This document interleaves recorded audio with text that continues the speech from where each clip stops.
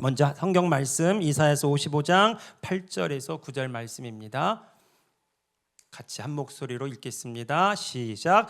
이는 내 생각이 너의 생각과 다르며 내 길은 너의 길과 다름이니라. 여호와의 말씀이니라. 이는 하늘이 땅보다 높음같이 내 길은 너의 길보다 높으며 내 생각은 너의 생각보다 높음이니라. 아멘. 한 절 더 읽겠습니다. 고린도후서 4장 7절에서 12절입니다. 시작. 우리가 이 보배를 질그릇에 가졌으니 이는 심히 큰 능력은 하나님께 있고 우리에게 있지 아니함을 알게 하려 함이라. 우리가 사방으로 우겨쌈을 당하여도 쌓이지 아니하며 답답한 일을 당하여도 낙심하지 아니하며 박해를 받아도 버림받지 아니하며 거꾸로 뜨림을 당하여도 넘어지지 아니하며 우리가 항상 예수의 죽음을 몸에 짊어짐은 예수의 생명이 또한 우리 몸에 나타나게 하려 함이라. 우리 살아있는 자가 항상 예수를 위하여 죽음에 넘겨짐은 예수의 생명이 또한 우리 죽을 육체에 나타나게 하려 함이라. 그런즉 사망은 우리 안에서 역사하고 생명은 너희 안에서 역사하느니라. 아멘. 아멘. 복음의 역설 속에서 발견한 하나님의 은혜라는 제목으로 함께 말씀 나누겠습니다. 성경 전체를 보건대 성경의 이야기, 성경의 그 스토리는 우리의 관점으로, 우리의 경험으로, 우리의 지식으로 다 읽어낼 수가 없다는 것을 우리는 금방 알 수가 있습니다. 성경 첫 장이 바로 그것을 말하고 있죠. 태초에 하나님이 천지를 창조하시니라. 밑도 끝도 없이 창세기 1장을 펴면 하나님께서 그 모든 것 가운데 말씀하심으로 천지를 창조하셨다라고 말합니다. 그것이 성경의 시작이에요. 그래서 성경을 우리의 관점으로 읽는다는 것은 불가능에 가깝습니다.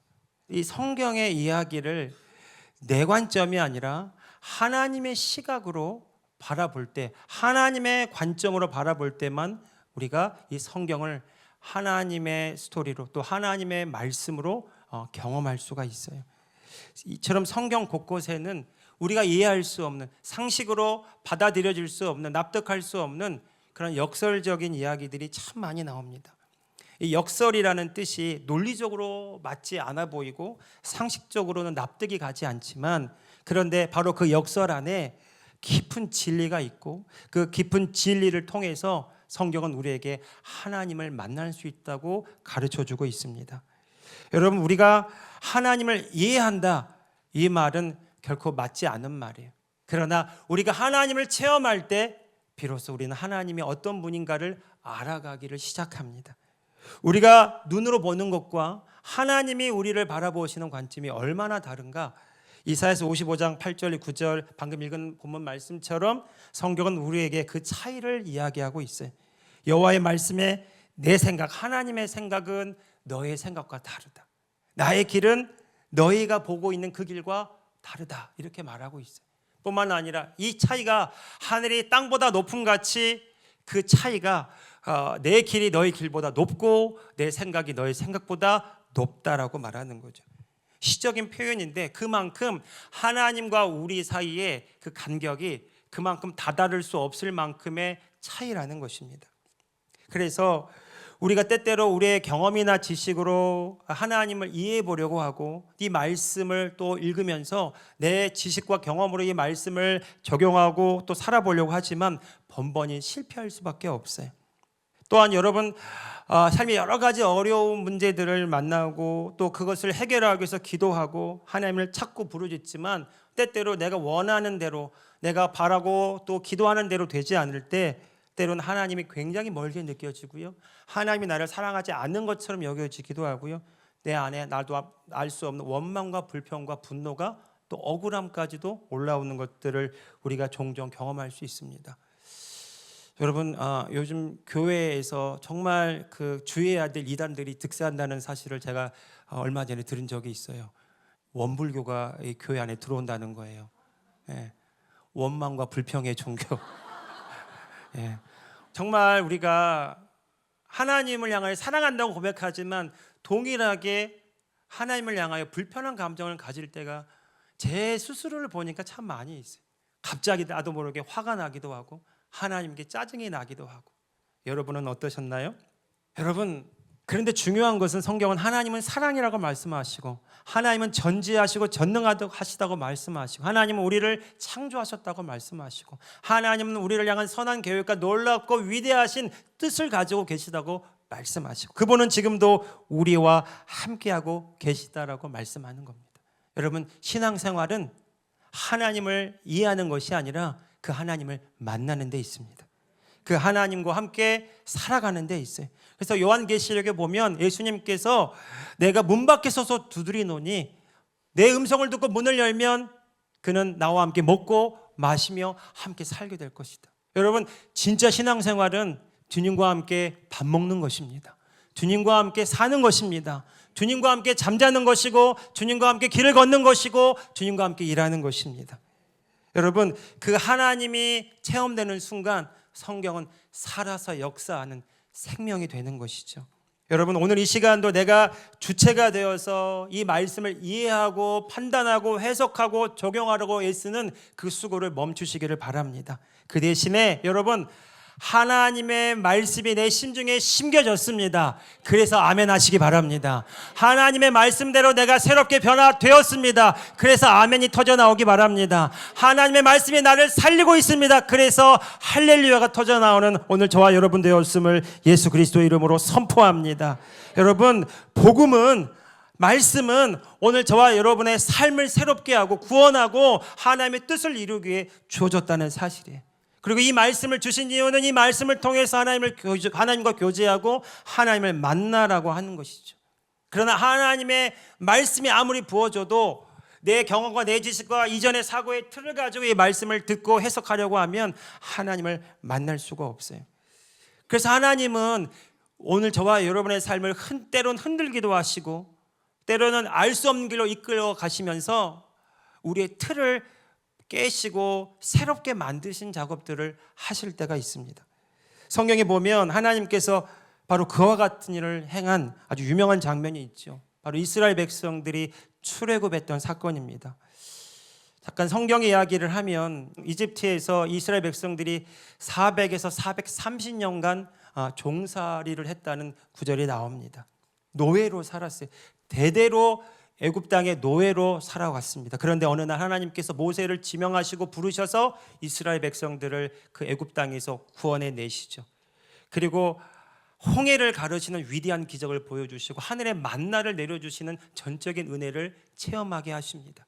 그리고 이끌어 가신 땅이 약속하신 가나안 땅이었어요. 우리가 생각할 때는 그 좋은 땅 가나안 땅에 하나님의 은혜로 잘 들어갔더라 하면 좋겠는데 성경에 보면 그들이 들어갈 수가 없다는 사실이었죠. 민수기 13장 31절 33절에 보니까 이 이스라엘 백성들이 그 땅을 40일 동안 탐지하고 온 다음에 하는 말이 이것입니다. 그들이 말하기를 이렇게 말하는 거죠. 그와 함께 올라갔던 사람들은 이르되 우리는 능히 올라가서 그 백성을 치지 못하리라. 그들은 우리보다 강하니라.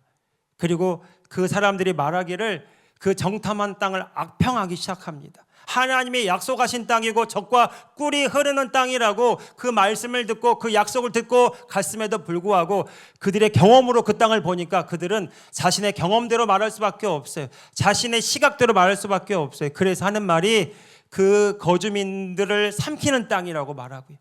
거기서 본 모든 백성은 신장이 장대한 자들이라고 말하고 그리고 그들은 거인과 같다고 말합니다. 그리고 자신들은 스스로 보기에 메뚜기와 같다고 말합니다.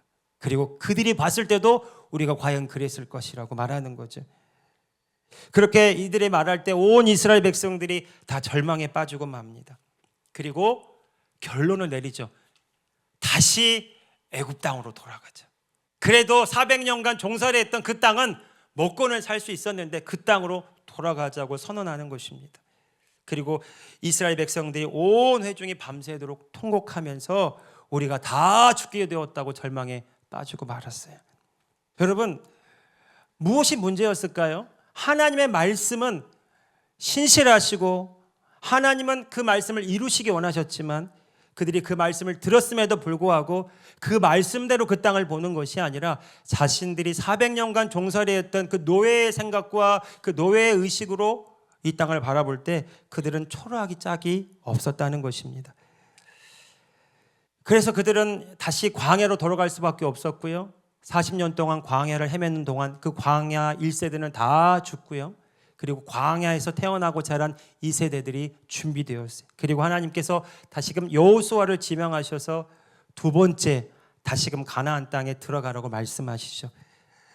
여호수아와 함께 일어난 광야에서 자란 2세대들이 이 가나안 땅으로 들어갈 때 첫 번째 맞닥뜨린 성이 있었어요. 그 여리고 성입니다.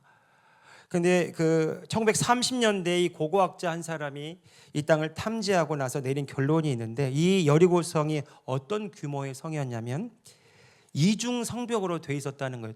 벽돌과 흙으로 이렇게 지어진 토성이었는데 외벽은 약 두께가 2m 정도 됐고요. 내벽은 두께가 약 4m 정도 됐다는 겁니다. 그리고 높이는 6m에서 8m 정도 됐다는 거예요. 그러니까 그 당시로 보면 최첨단의 공법으로 지어진 최고의 성이었어요. 난공불락의 요새였던 겁니다. 이스라엘 백성들이 40년 동안 광야에서 뭐 했겠어요? 하나님이 이리 가라면 이리 가고 저리 가라면 저리 가고 무슨 제대로 된 군사훈련을 해봤겠습니까? 제대로 된 무기가 있었겠어요? 그들은 가지고 있는 것들이 너무 보잘것이 없었어요. 그런데 하나님은 이 여리고성을 포기하시면서 이 성을 차지하게 하시겠다고 말씀하시는 겁니다. 그런데 아이러니하게도 하나님은 이 여리고성을 향해서 전진하라 이렇게 말씀하지 않고 어떻게 하시죠? 침묵하고 하루에 한 바퀴씩 그 성을 주위를 돌라는 거예요. 일주일 동안 하루에 한 바퀴씩. 제사장들은 양각나팔을 불고, 그리고 7일째가 되면 7번을 돌라는 겁니다. 제가 상상해 봤어요. 그 여리고성 안에 있던 군사들이, 주민들이 무엇이라고 생각했을까요? 얼마나 비웃고 조롱했을까요? 또 얼마나 모욕하며 저주하는 말을 퍼부었을까요? 그 말을 듣는데도 침묵하면서 그들은 도는 것입니다. 여러분, 하나님 왜 그렇게 하셨을까요? 여리고성이 얼마나 큰지, 그 백성들이 얼마나 강한지 하나님은 이스라엘 백성들이 그것에 주목하지 않기를 원하셨던 것이죠. 오직 하나님의 말씀에 일치되기를 바라셨던 것입니다. 그렇게 일주일 동안 돌고, 일주일째 7바퀴를 돌고, 그리고 큰 소리로 그들이 외치기 시작합니다. 그날의 결론이 이것입니다. 여호수아서 6장 20절입니다. 같이 읽어봅시다. 시작. 크게 소리질러 외치니 성벽이 무너져 내린지라. 백성이 각기 앞으로 나아가 그 성에 들어가서 그 성을 점령하고. 아멘. 여러분, 큰 소리로 외쳤더니 성이 무너져 내렸더라. 여러분, 이거야말로 역설 아닙니까? 처음부터 말이 되지 않는 싸움이에요. 이스라엘 백성들이 이길 수도 없는 그 싸움, 그 전쟁터에 내몰고 하나님이 싸우라고 하시는데 그 싸움의 방법도 하나님이 정해 주신 것은 침묵하며 돌라는 것이고 마지막 날에는 소리치라는 것입니다. 여러분, 그것으로 우리의 생각으로는 절대로 이 싸움을 이길 수도 없고 그들은 다 몰살당할 수밖에 없는데 하나님은 그렇게 하시겠다고 말씀하시고 그들을 내모시는 거예요. 둘 중에 하나예요. 다시 돌아가든지 아니면 그 말씀에 일치시켜 나아가든지. 성경은 말하기를 그들이 소리를 크게 질러 외칠 때 성이 무너져 내렸더라. 이 역설적인 은혜의 방식, 이것이 하나님이 이스라엘 백성들을 또 우리를 구원하시는 방식이라는 것을 성경이 명확하게 보여주고 있어요. 이스라엘 백성들이 이 일들을 통해서 무엇을 경험했을까요? 우리 하나님은 위대하시다. 우리는 하나님의 백성이다. 하나님이 이 땅을 우리에게 주셨도다. 400년간 종살이했던 그 선조들의 의식이 아니라 하나님의 백성으로서, 비로소 하나님의 자녀들로서 그들이 행동하기를 시작했다라는 것입니다. 그 땅은 하나님의 자녀들, 하나님의 백성들에게 약속하신 땅이었고요. 그들이 믿음으로 행할 때, 말씀대로 행할 때 그 말씀의 역사를 경험할 수 있었던 땅이었다는 사실입니다. 이사야서 55장 11절의 말씀에 보면 하나님이 어떻게 우리 가운데 역사하시는지를 볼 수 있어요. 같이 한번 그 부분도 읽어봅시다. 자, 시작. 내 입에서 나가는 말도 이와 같이 헛되이 내게로 되돌아오지 아니하고 나의 기뻐하는 뜻을 이루며 내가 보낸 일에 형통함이니라. 하나님이 어떻게 역사하시는지를 이 이사야 선지자가 말해주는데 하나님은 말씀하세요. 그리고 그 말씀을 이루시기를 원합니다. 하나님은 이 말씀이 그냥 말로 끝나는 것이 아니라 실체를 가져오고 하나님의 뜻을 이루고 하나님의 영광을 나타내는 것을 알고 계셨어요. 여러분, 이 말씀을 듣는 자들이 이 말씀 앞에 자신의 경험과 지식으로 반응하는 것이 아니라 이해할 수 없고 이 세상의 논리로는 받아들일 수 없지만 그 하나님의 말씀을 말씀대로 받아들여서 그 말씀에 자신을 일치시키고 그 믿음으로 행할 때에 하나님의 형통케 하신 은혜를 누리게 된다라는 것입니다. 성경은 말하기를 하나님은 말씀을 이루시는 분이라고 말합니다. 여러분, 그래서 오늘 저와 여러분의 관점이 내 관점, 내 시각으로 무엇을 보는 것이 아니라 이 세상의 논리로는 받아들일 수 없지만 그러나 그 역설적인 그 하나님의 은혜가 하나님의 방법으로 역사한다는 것을 알고 하나님의 관점, 전지적 창조주 시점으로 다시금 우리의 눈이 새롭게 열리기를 예수님의 이름으로 축복합니다. 그때 여러분, 우리가 하나님을 이해하는 것이 아니고요, 하나님을 경험하게 됩니다. 우리의 이성으로는 도저히 이해할 수 없는 그 하나님을 하나님의 하나님 되심으로 경험하게 된다는 거죠. 성경에는 이런 놀라운 그 기적들이 이런 세상의 논리로는 이해할 수 없는 역설적인 방법으로 계속해서 나타나는 것을 볼 수 있어요. 또 성경에 나타난 기적 중에 이 역설적인 은혜를 경험할 수 있는 장면이 있는데 바로 동정녀 마리아의 잉태 사건입니다. 예수님께서 동정녀 마리아의 몸을 통해 태어나신 사건이죠. 가브리엘 천사가 예수님의 어머니 마리아에게 이렇게 말합니다. 처녀가 임신하여 아들을 낳을 것이니 보라, 처녀가 잉태하여 아들을 낳을 것이니. 여러분, 이것은 세상의 논리로는 이해할 수가 없어요. 사람의 이성과 지식으로는 받아들일 수가 없는 것입니다. 그런데 누가복음 1장 37절의 말씀에 천사가 이렇게 말합니다. 대저 하나님의 모든 말씀은 능하지 못하심이 없느니라. 이 말씀을 공동번역으로 보면 더 분명하게 이렇게 표현해요. 하나님께는 불가능이 없습니다. 그때 이 말을 듣는 마리아가 자신의 경험으로 자신의 처지를 변호하면서 반응하는 것이 아니라 누가복음 1장 38절에 마리아가 이렇게 말하죠. 우리 큰 소리로 같이 한번 읽어봅시다. 1장 38절의 말씀이에요. 주의 여종이오니 주의 말씀대로 내게 이루어지이다. 한번 따라해 봅시다. 주의 종이오니 말씀대로 내게 이루어지이다. 그 당시로 볼 때는 처녀가 임신하면 율법을 어긴 죄로 인하여 엄청나게 무서운 형벌에 처하게 됩니다. 자신의 생명마저도 위협받는 일이었어요.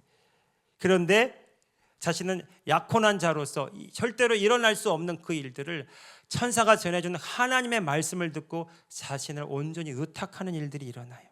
이 일들을 통해서 온 인류를 구원하신 하나님의 아들 예수 그리스도 이 땅에 오신 놀라운 일들이 일어나게 된 겁니다. 하나님께서 우리를 구원하시는 방법이 바로 이 역설적인 방식이었다라는 거죠. 하나님이 인간이 되셨다는 것. 가장 연약한 자를 통해서 하나님의 가장 위대한 구원의 역사가 이루어졌다는 것입니다. 오늘은 기독교 절기상으로 종료주일입니다. 이번 한 주간 이 기독교 전통에서는 예수님의 십자가 죽음을 묵상하면서 고난주간으로 지내고 있습니다. 여러분, 종료주일은 이 부활절 전주일을 말하는데요. 이날 예수님께서 나귀를 타고 예루살렘에 입성하시죠. 사람들은 모두 다 그 왕의 행진을 환영하면서 종려나무 가지를 흔들면서 호산나 주의 이름으로 오시는 이여 하고 찬양합니다. 이 종료주일이요, 또 정말 너무 역설적인 것은 예수님은 구원자 메시아로 오셨다는 것을 알리는 행진이었어요. 그런데 사람들은 자신들의 그 목적을 달성해 줄 왕으로 환영하고 있는 것입니다. 그 환영은 금세 멸시와 또 공격으로 돌변하죠. 자신들의 이익과 맞지 않았기 때문에 그래요. 그리고 예수님의 고난이 시작됩니다. 이 종료주일에 일어난 이 사건도요, 이 예수님께서 예루살렘에 입성한 이 사건은 가장 영광스러운 사건처럼 보이지만 그러나 하나님의 관점으로 보면 하나님께서 자신의 생명을 내어주는 가장 고귀하고 또 가장 아름다운 순간이라는 거예요. 죽음을 향한 발걸음이었다는 것입니다. 하나님께서 우리를 구원하신 역설적인 은혜가 이 종료주일에도 일어났어요. 우리가 이번 한 주간을 보내는데 이번 한 주간이 고난 주간입니다. 여러분, 이 고난 주간이 토요일까지 진행되는데 보통 전통적으로는 예수님의 십자가 죽음을 묵상하면서 회개하면서 자신을 돌아보는 시간으로 보냅니다. 여러분, 그런데 이 고난 주간도요, 우리가 다시 한번 하나님의 그 창조 목적과 우리를 구원하신 하나님의 관점에서 바라보게 되면 이 고난 주간이야말로 그 역설의 절정에 이르는 그 은혜의 시간이라고 할 수가 있어요. 인간의 눈으로 볼 땐 예수님의 그 십자가 죽음이 초라하고 실패한 절망적인 죽음으로 보입니다. 그런데 예수님의 그 죽음을 통해서 온 인류가 구원을 얻는 생명의 문이 열렸습니다. 엄청난 반전이 일어난 거죠. 예수님은 죽기 위해 오셨는데 그 죽으심을 통해서 오늘 저와 여러분이 영원한 생명을 얻었다는 사실입니다. 예수님은 철저히 희생당하셨는데 그 희생당하신 그 순종을 통해서 오늘 저와 여러분이 하나님의 자녀로서 하나님의 창조 목적을 회복하는 놀라운 승리가 일어났다는 것입니다. 고린도후서 5장 15절 말씀이 바로 그것을 우리에게 가르쳐 줍니다. 같이 읽어봅시다. 시작. 그가 모든 사람을 대신하여 죽으심은 살아있는 자들로 하여금 다시는 그들 자신을 위하여 살지 않고 오직 그들을 대신하여 죽었다가 다시 살아나신 이를 위하여 살게 하려 함이라. 아멘. 이보다 더 강력하고 위대한 반전이 없습니다. 여러분, 십자가는 저주의 상징이었지만 우리는 그 예수님의 죽음을 통해서 가장 영광스러운 영원한 생명을 맞이했다는 사실이죠. 여러분, 하나님께서 우리를 구원하신 이 모든 여정 또한 세상의 관점으로는 이해할 수 없지만 그러나 하나님의 관점으로 바라볼 때 놀라운 반전, 그리고 하나님만의 그 구원의 역사를 경험하게 된다는 것이죠. 이제 여러분, 이 복음의 역설 속에 우리의 삶을 통해서 하나님이 어떻게 지금 일하고 계신가, 그 은혜를 계속해서 발견해 가기를 원합니다. 여러분, 내 방법과 내 시각이 아니라 성경이 우리에게 가르쳐주는, 그리고 말씀하고 있는 그 하나님의 말씀을 따라 다시금 우리의 마음을 새롭게 함으로 하나님의 은혜를 발견하는 이 시간이 되기를 예수님의 이름으로 축복합니다. 크게 세 가지로 우리 삶 가운데 나타난 하나님의 은혜를 함께 발견해 보기 원합니다. 첫 번째, 이 역설 속에 담긴 하나님의 은혜는 여러분, 새롭게 살기 위해서 우리가 날마다 죽어야 한다는 사실입니다. 사실 저와 여러분, 인간적인 우리의 모든 관심은 지금보다 더 나은 삶에 있어요. 더 탁월해지고 지혜롭고 더 풍성하고 능력 있고 사람들에게 인정과 명예를 얻는 그런 삶을 우리가 모름지기 꿈꾸게 됩니다. 보다 가치 있고 의미 있는 삶을 살고자 해서 최선을 다해서 열심히 노력하고 애쓰게 되죠. 세상에는 처세술이 넘쳐납니다. 부자가 되는 법, 성공하는 법, 어떻게 투자하는 법, 이런 가르쳐주는 책들이 세상에 넘쳐나고 있습니다. 세상은 우리에게 자기를 개발하면 개발할수록 더 높고 위대한 삶을 살 수 있다고 우리의 삶을 지지하고 응원하고 있어요. 그래서 예수님은 우리에게 뭐라고 말씀하실까요? 먼저 예수님께서 제자들을 부르실 때 제자들의 반응을 먼저 보면 좋겠습니다. 예수님은 마태복음 4장 19절 말씀에서 제자들에게 이렇게 말씀하셨죠. 나를 따라오라. 내가 너희를 사람을 낚는 어부가 되게 하리라. 그 당시 유대인들이 모두 그랬듯이 제자들도 이 말씀을 들을 때 제각각 자기식으로 해석했을 것 같아요. 다윗 왕국을 회복하고 이스라엘을 다시금 부흥시켜줄 그런 강력한 군사적이고 정치적인 메시아가 비로소 우리에게 왔구나. 그 사람이 지금 나를 컨택하시고 나를 부르시고 나와 함께 하자고 하시는구나. 그들은 어쩌면 그래서 자기를 다 버리고 가지고 있던 그물도 다 버리고 따라갔을지도 모릅니다. 성경에 나타난 제자들의 반응을 보면 이 사실을 더 잘 알 수 있어요. 누가복음 9장 46절에 보면 제자들이 계속 다투는 장면이 나옵니다. 누가 더 큰 자냐고 서로 말싸움하고 다투고 있어요. 마가복음 10장 37절 말씀에 보면 야고보와 요한이 예수님께 조용히 찾아와서 이런 부탁을 합니다. 그들이 말하되 주의 영광 중에 주님이 그 왕의 자리에 오르실 때 우리 중 하나는 주님 우편에 앉게 하시고 우리 중 하나는 예수님 좌편에 앉게 해 주십시오. 거기서 끝났으면 좋았으련만 그 말을 들은 제자들은 또 저랬다고 또 손가락질하고 싸우고 분해하고 억울했다는 거죠. 여러분, 이런 제자들의 모습을 보면 예수님께서 계속해서 나는 십자가로 가야 된다고 말씀하시는데 그 십자가가 어떤 길인지도 알지 못하고 예수님이 왜 오셨는지도 알지 못하고 그저 예수님을 통해서 우리가 기대하고 꿈꾸는 일들이 일어나기만을 계속해서 기다리고 있는 거예요. 가룟 유다가 왜 배신했을까요? 물론 사단이 그를 미혹했지만 그의 심중에는 예수님을 이용해서 자신이 원하는 목적을 추구하려고 했기 때문은 아닐까요? 예수님께서 십자가의 죽음을 말씀하실 때 예수님의 수제자였던 베드로는 내가 목숨을 걸고 예수님을 끝까지 따라가고 지키겠다고 말했어요. 그런데 우리가 아는 결론은 닭이 2번 울기 전에 예수님을 전혀 알지 못한다고 3번씩이나 부인하고 말았습니다. 십자가로 걸어가시는 그 예수님을 전혀 이해할 수가 없었던 것이죠. 예수님은 누가복음 9장 23절에서 제자들에게 이렇게 말씀하셨어요.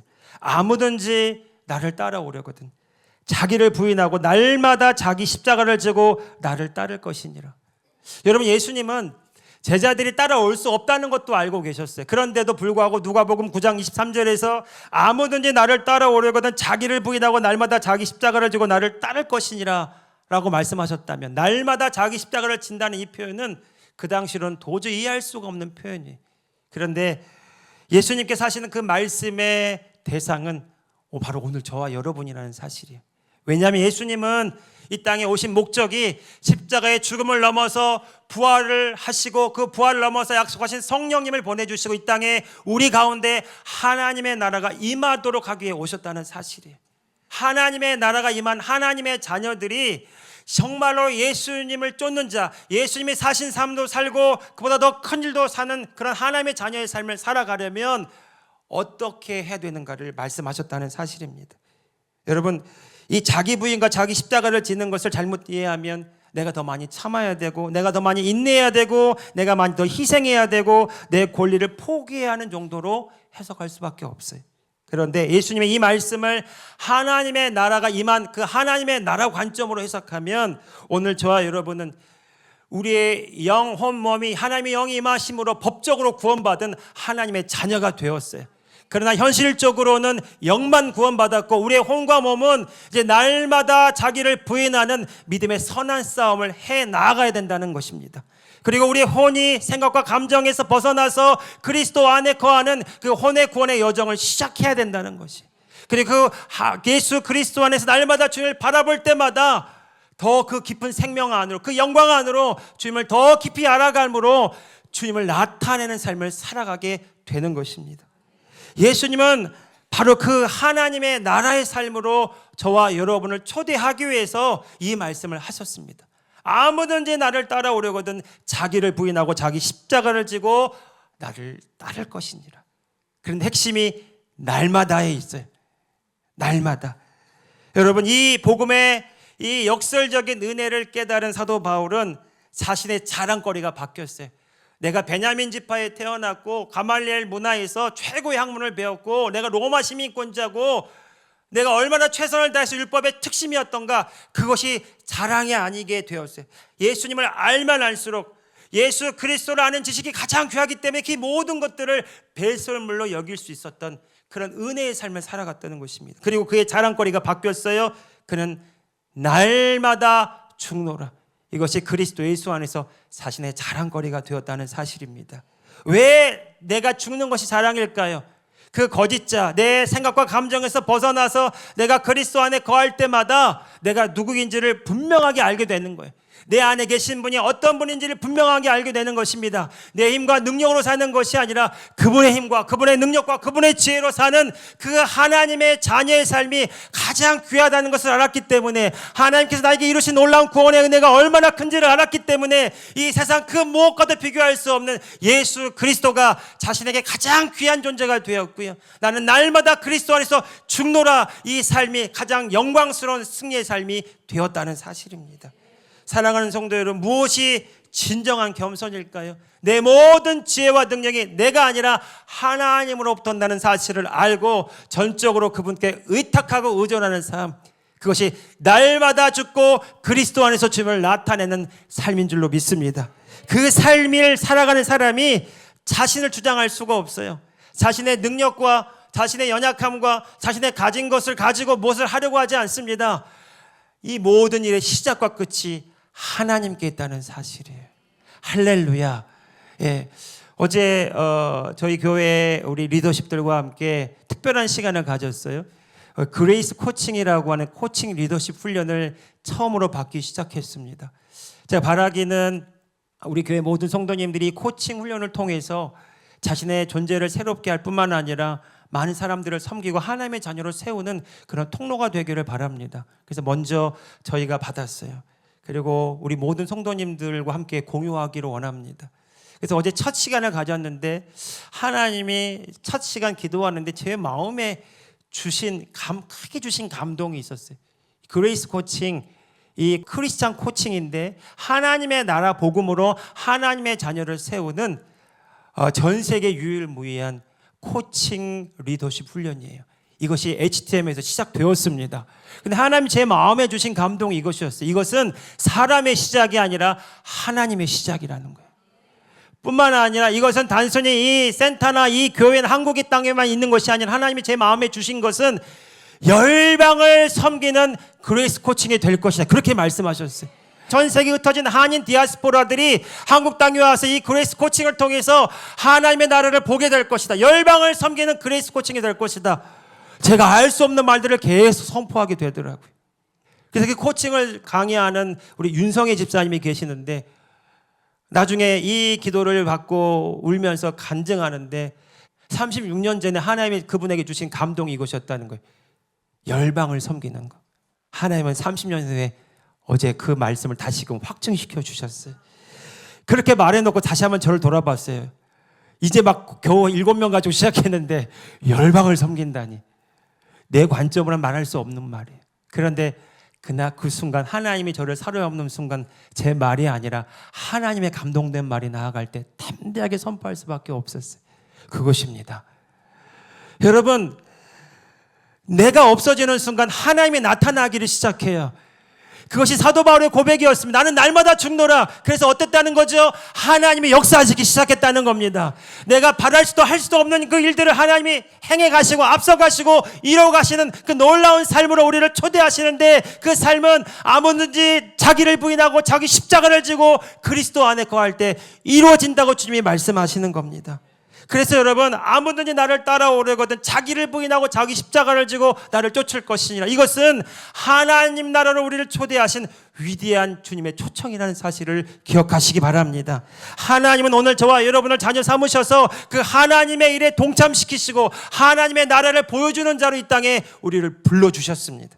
그러므로 여러분, 오늘 저와 여러분이 내가 더 열심히 최선을 다해서 더 주님께 인정받는 삶을 포기하시고 내가 이 세상에서 더 나아지려고 하는 노력을 포기하시고 그 내가 죽은 다음에 그리스도 안에서 주님이 나를 통해 행하신 놀라운 일들을 믿음으로 바라보시기를 예수님의 이름으로 축복합니다. 여러분, 그것이 내가 죽고 예수 그리스도가 사시는 삶이에요.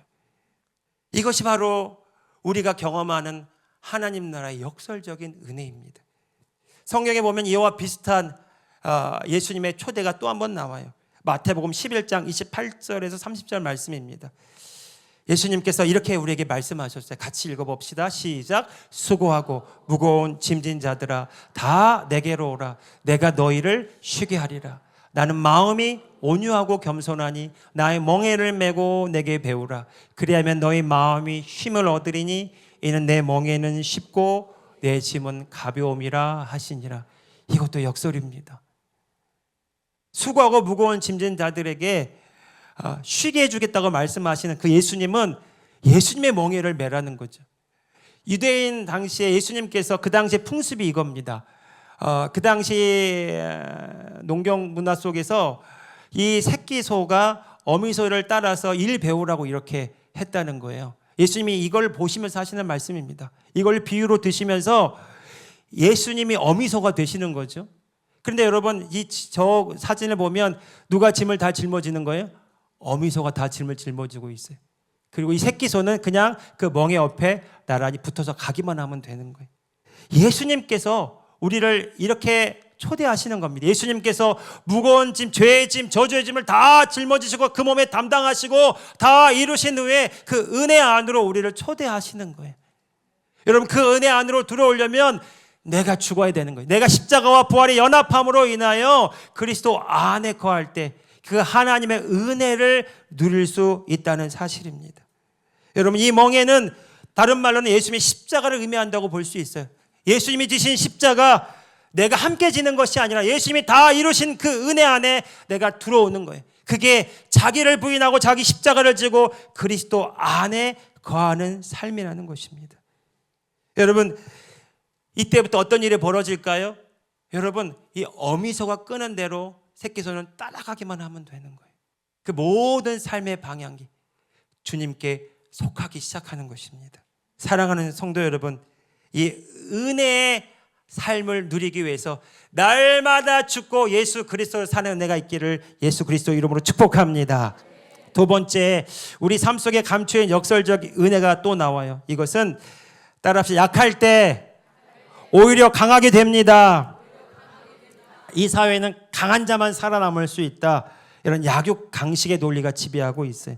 뿐만 아니라 환경에 잘 적응해야만 살아남을 수 있다, 이 적자 생존의 진화론이 우리의 모든 사고를 지배하고 있습니다. 그런데 주님은 정반대로 약할 때 오히려 강함된다고 말씀하시는 거죠. 고린도후서 12장 9절에 10절 말씀에 보면 우리가 잘 아는 말씀이에요. 사도 바울이 이렇게 말합니다.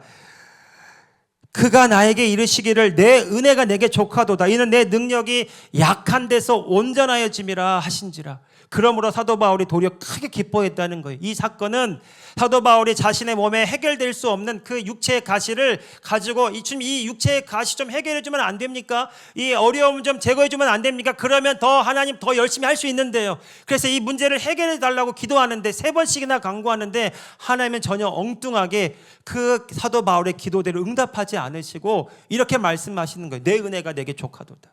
내 능력이, 하나님의 능력이 너의 약한 데서 온전히 나타난다고 말하는 겁니다.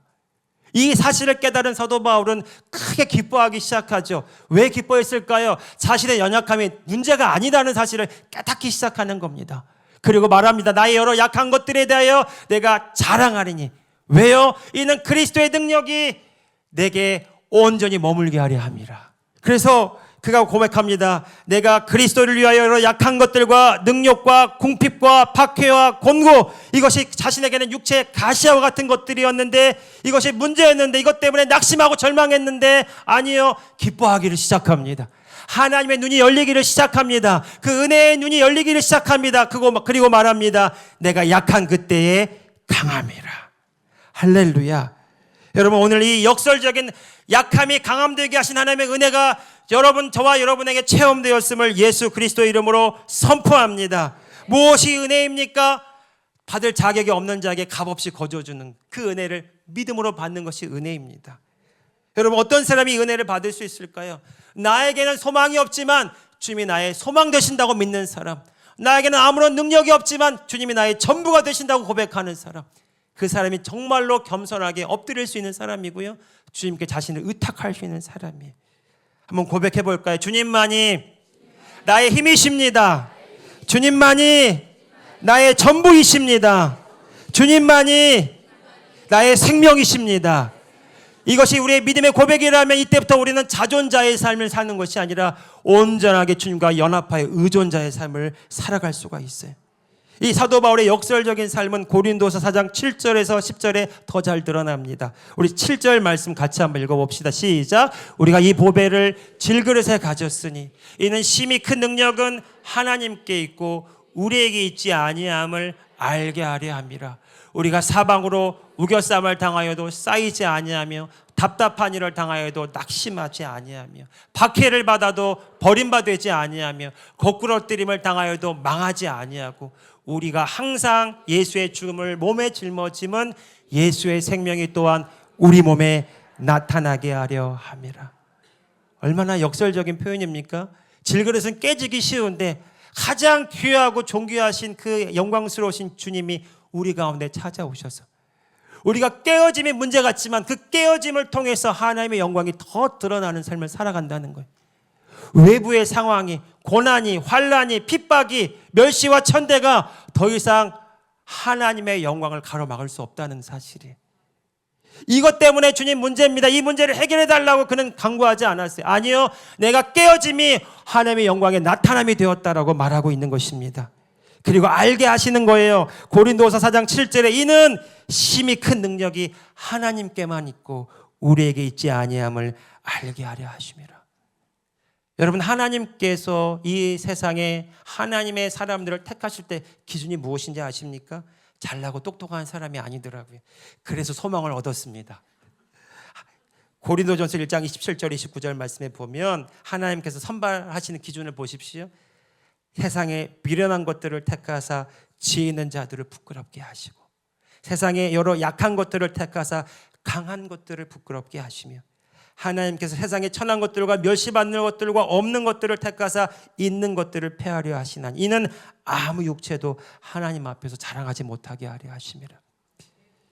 여러분, 이것을 그냥 미련한 것 표면적으로만 해석하지 마시고요. 여러분, 오늘 저와 여러분이 세상 볼 때 얼마나 미련해 보일 수 있을까요? 마치 이스라엘 백성들이 여리고 성을 돌 때처럼 하나님의 말씀에 귀 기울이고 순종하며 그 말씀에 자신을 의탁하는 그 삶이 세상에 볼 때 얼마나 미련하고 어리석고 정말 무지해 보일까요? 세상은 우리를 싫어할 수밖에 없어요. 사단도 우리를 질투합니다. 그런데 하나님은 그렇게 세상에서 미련해 보이고 연약해 보이고 아무것도 할 수 없는 자 같지만 그 중심이 하나님을 향해 있는 그 사람, 그 한 사람을 통해서 하나님은 모든 것을 하실 수 있다는 거예요. 왜냐하면 그 하나님의 영광이 그를 통해 나타나기 때문에 그렇습니다. 성경에 말도 안 되는 선발이 있었어요. 이스라엘 백성들 속에 구약의 다윗 왕입니다. 사무엘 선지자가 하나님의 명령을 받고 이스라엘 왕이 될 사람을 찾으러 가는데 아버지 눈에 차지도 않은 8번째 아들, 하나님이 그를 주목하여 보셨어요. 그리고 사무엘에게 하나님이 말씀하십니다. 사람의 용모와 키를 보지 말라. 내가 이미 그를 버렸노라. 그리고 말씀하시기를 내가 보는 것은 사람과 같지 아니하니 사람은 외모를 보거니와 나 여호와는 중심을 보느니라. 여기서 이 중심이요, 히브리어로 레브라는 뜻의 심중이라는 단어입니다. 카르디아와 같은 말이에요. 그러니까 하나님이 뭘 보셨냐면 다윗은 8번째 아들이고 연약하고 부족했지만 그의 심중이 하나님을 향하고 있었고 그의 심중이 하나님의 마음에 합당했다라는 것입니다. 역대하서 16장 9절의 말씀에 보면 하나님이 찾는 사람이 나와요. 여호와의 눈이 온 땅을 두루 감찰하사 전심으로 자기에게 향하는 자들을 위하여 능력을 베푸신다고 말합니다. 여기서 말하는 전심도 심중이에요.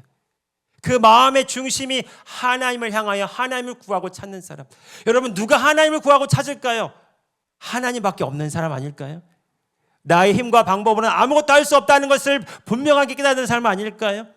하나님이 나의 힘이요 능력이요 나의 전부가 되시기 때문에 내가 구할 것은 하나님밖에 없습니다라고 하나님께 엎드리는 사람 아닐까요? 그 마음이 하나님을 향하여 그 중심이 하나님께 드려진 그 사람을 하나님이 찾으시고 부르시고 기름 부어서 하나님의 영광으로 나타내신다는 겁니다. 여러분, 우리의 약함이 문제가 되지 않습니다. 우리의 연약함이 문제가 되지 않습니다. 여러분, 모세도 마찬가지 아니었습니까? 40년간은 왕자로 살았지만 광야에서 40년 동안 그는 늙고 병들었어요. 그런데 하나님은 나이 80에 그를 부릅니다. 그가 말합니다. 나는 입술이 둔하고 혀가 뻣뻣해서 말할 줄 모릅니다. 그런데 하나님은 문제가 되지 않았어요. 하나님 그를 바로 왕에게 보내시고 이스라엘 백성들을 끌어내십니다. 나이 80에. 우리의 연약함이 문제가 되지 않습니다. 여러분, 우리의 여러 가지 상황들이 주님께 문제가 되지 않습니다. 그러나 그 약함이 문제가 되지 않는 것을 알고 그 중심이 하나님께 드려져서 전적으로 하나님을 의지하고 의탁하는 그 사람, 예수 그리스도 안에서 그 혼이 주님을 바라보는 그 한 사람을 통해서 하나님은 민족을 구원하는 놀라운 일들을 일으키십니다. 사랑하는 성도 여러분, 약할 때 강함 됩니다. 나의 약함이 자랑이 되었습니다. 주님이 나의 전부가 되었습니다. 내 중심이 주님을 바라보게 되었습니다. 그 산 사람을 통해서 하나님은 오늘 또 구원의 역설적인 은혜를 이루어가고 있습니다. 마지막으로 세 번째, 우리의 삶 속에서 하나님의 이 역설적인 은혜를 발견할 수 있다면, 여러분, 고난 가운데 있을지라도 하나님이 침묵 가운데 있는 그 하나님의 부재를 경험할지라도 그 속에서 오히려 우리가 하나님의 구원의 역사를 체험하게 된다는 겁니다. 다른 말로는 하나님이 일하지 않는 것 같은데 하나님이 일하심을 오히려 더 깊이 체험한다는 사실이에요. 성경에 보면 욥이라는 사람이 나옵니다. 고난의 대명사죠. 그는 동방의 의인이었지만 마귀가 그를 시기하고 질투해서 그를 곤경 가운데 처하게 만듭니다. 그가 부르짖습니다. 이해할 수 없는 이 고난을 향해서 하나님 왜 내가 이런 고난을 당해야 됩니까? 말합니다. 그런데 하나님이 답을 안 해주세요. 침묵 가운데 계실 때 이 욥은 하나님께 이런 고백을 드리죠. 내가 가는 길 주님만이 아십니다. 그리고 그분이 나를 단련하신다면 그 후에 내가 정금처럼 나아갈 것입니다. 그 중심이 하나님께 향해 있는 것을 볼 수가 있습니다. 하나님이 욥기 38장부터 쭉 나타나시기를 그제서야 시작하세요. 그런데 하나님이 욥의 질문에 일일이 답하고 설명하시지 않아요. 하나님은 하나님의 방법으로, 하나님의 관점으로, 하나님의 차원에서 말씀하시는데 60개의 질문을 폭풍처럼 던지십니다. 그 질문 중에 하나가 이거예요. 너는 아느냐? 이해할 수 있느냐? 깨달았느냐? 욥기 38장 2절에서 4절에 무지한 말로 생각을 어둡게 하는 자가 누구냐? 내가 너에게 묻겠다. 너는 대답해 보라. 내가 땅에 기초를 놓을 때 내가 어디 있었느냐? 내가 깨달았거든 말할지어다. 이런 질문을 계속해서 던져. 욥은 한 말씀도 할 수가 없었어요. 자신은 하나님을 안다고 생각했는데 그 하나님의 말씀하시고 질문하실 때 그는 아무것도 모르는 자처럼 서 있었습니다. 그리고 욥기 42장 5절에 그가 내린 결론이 이것입니다. 내가 주께 대하여 귀로 듣기만 하였사오나 이제는 내가 주님을 눈으로 봅니다. 이 말은 시각적 실제로 본다는 얘기가 아니라 주님을 알게 되었습니다. 내가 주의 말씀을 통해서 주님이 어떤 분인지 알게 되었습니다. 그리고 그의 삶에 하나님의 개입이 일어나기 시작합니다. 이전과 비교할 수 없는 2배 회복이 일어나죠. 하나님은 오늘 저와 여러분에게 관심이 있으세요. 그리고 하나님은 오늘 저와 여러분이 하나님을 더 깊이 알아가기를 원합니다. 그분 우리가 더 깊이 교제하기를 원해요. 그리고 하나님의 그 위대하심과 하나님의 선하심과 그 하나님의 사랑하심이 우리 가운데 더 온전하게 나타나기를 원하십니다. 그 고난을 허용해서라도 그 문제 가운데 있을지라도 문제가 안 된다고 말씀하세요. 지금 우리가 주님을 바라보고 있다면 주님이 또한 우리를 보고 계십니다. 내가 느껴지지 않아도 내가 다 할 수 없어도 하나님은 지금도 일하고 계심을 믿으시기 바랍니다. 제가 몇 년 전에 양화진에 선교사 무덤에 갔을 때가 있었어요. 그런데 제 아내랑 같이 양화진 선교사 무덤의 묘비를 하나하나 보면서 기도하는 심정으로 갔었는데 제 마음을 사로잡는 한 묘비 문구가 있었습니다. 그 묘비에 이렇게 써져 있어요. 내게 1000개의 생명이 주어진다면 그 모든 생명을 조선을 위해 바치리라. 너무너무 궁금하더라고요. 도대체 어떤 사람이 있길래 외국 사람이 한국 땅에 와서 복음을 전하는 것도 모자라서 자신의 생명이 1000개가 있으면 그거 다 바쳐도 아깝지 않다고 말할 수 있을까? 너무 충격이었어요. 그래서 찾아봤더니 루비 캔드릭이라고 하는 미국의 여자 선교사였습니다. 한국에 올 때 나이가 26이었습니다. 26살 나이에 주님의 부르심을 받고 이 조선 땅에 헌신하였던 것이죠. 그런데 안타깝게도 그 여인은 급성 맹장염으로 앓다가 9개월 만에 한국에 도착한 지 9개월 만에 주님의 부르심을 받습니다. 너무 초라하죠. 26살 나이에 말도 안 되게 너무 비효율적인 죽음 같아요. 근데 그 여인이 죽기 전에 쓴 편지가 있어요. 고향으로 보낸 편지가. 그것이 고향 땅에 전해지고 부모님에게 전해져서 이 여인의 이야기가 전해지기 시작했는데요. 제가 잠깐 오늘 계속 설교 준비하는데 하나님 이 편지를 좀 읽으라고 하셔서 제가 읽는 겁니다. 한번 이 시간 내가 없이 한번 그냥 주님이 우리에게 뭘 말씀하시는지 한번 들어보시기 바랍니다. 그녀가 고향에 보낸 편지 글입니다. 이곳 조선 땅에 오기 전 집들에 심었던 꽃들이 활짝 피어났다는 소식을 들었을 때 하루 종일 집 생각만 했습니다. 이곳은 참 아름다운 곳입니다. 모두들 하나님을 닮은 사람들 같습니다. 선한 마음과 복음에 대한 열정으로 보아 아마 몇십 년이 지나면 이곳은 주님의 사랑이 넘치는 곳이 될 것 같습니다.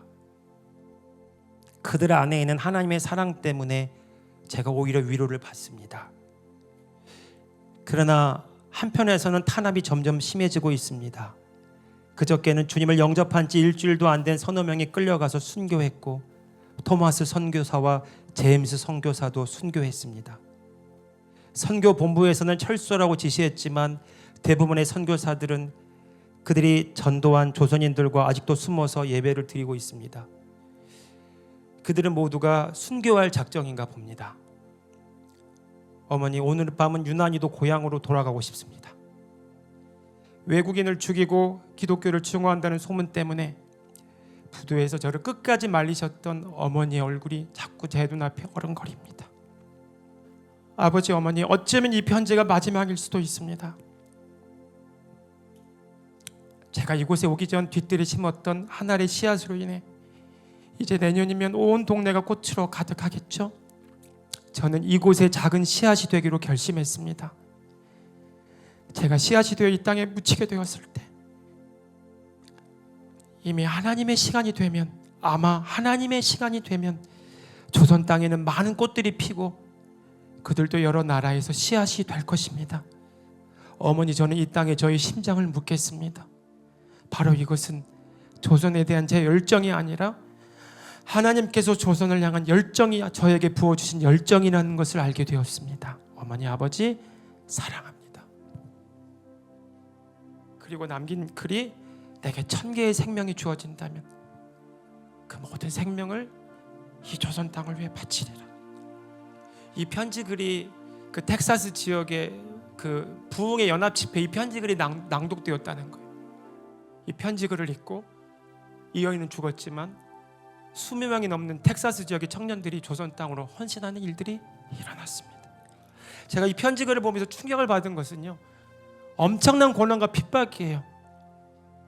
다 죽어나갑니다. 탄압이 극심합니다. 그런데 하나님의 마음을 부어주신다는 거예요. 하나님의 마음을 그 여인이 받았습니다. 그리고 아무런 소망이 없는 그 1900년도 그 우리나라 이 다 세상에 버린 이 땅을 하나님의 시각으로 보기 시작합니다. 제가 씨앗이 되어 이 땅에 묻히게 되었을 때, 어머니, 아버지, 아마 하나님의 시간이 되면 조선 땅에는 많은 꽃들이 필 것입니다. 그들도, 이 조선 땅도 이제 여러 나라의 복음의 씨앗이 될 것입니다. 여러분, 그 여인의 믿음은 이루어졌습니다. 오늘 저와 여러분이 그 열매인 것입니다. 오늘 저와 여러분이 그 하나님 나라의 실체인 것입니다. 사랑하는 성도 여러분, 하나님은 일 안 하는 것 같아요. 26살 그 여인이 9개월 만에 이 땅에 죽었을 땐 모든 게 끝나버린 것 같고, 왜 갔대? 사람들의 비난과 조롱받기에 다 알맞아요. 부모도 말렸습니다. 본부에서도 철수하라고 명령합니다. 그런데 갈 수가 없는 거예요. 하나님이 일하고 계시는 것을 알기 때문에 그렇습니다. 아무도 그 두려움 가운데 헤어나올 수 없었지만 이 여인은 내 생명이 이 땅에 심겨지면 하나님의 시간대에 많은 꽃들이 피었던 것처럼 많은 생명들이 자라나게 될 것입니다. 저는 하나님이 이 고백 받으셨다고 믿습니다.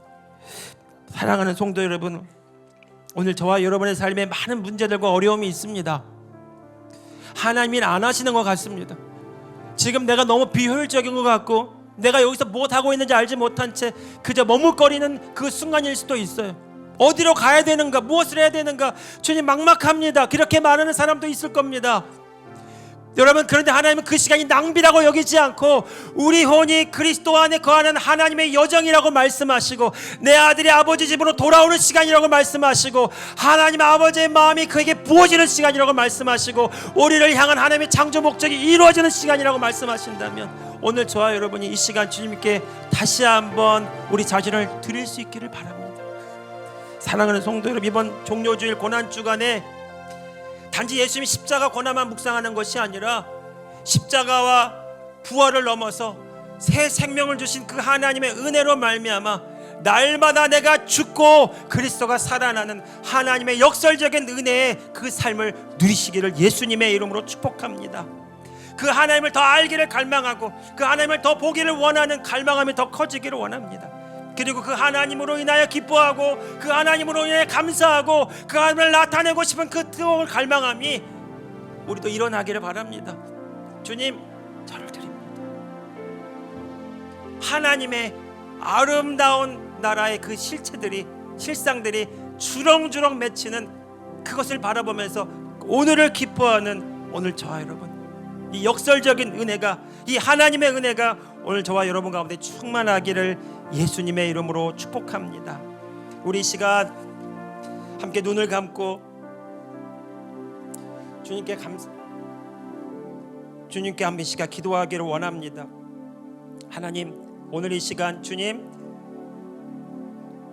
우리 들은 말씀 기억하면서 그냥 하나님께 나아갔으면 좋겠습니다. 함께 이 시간 기도합시다.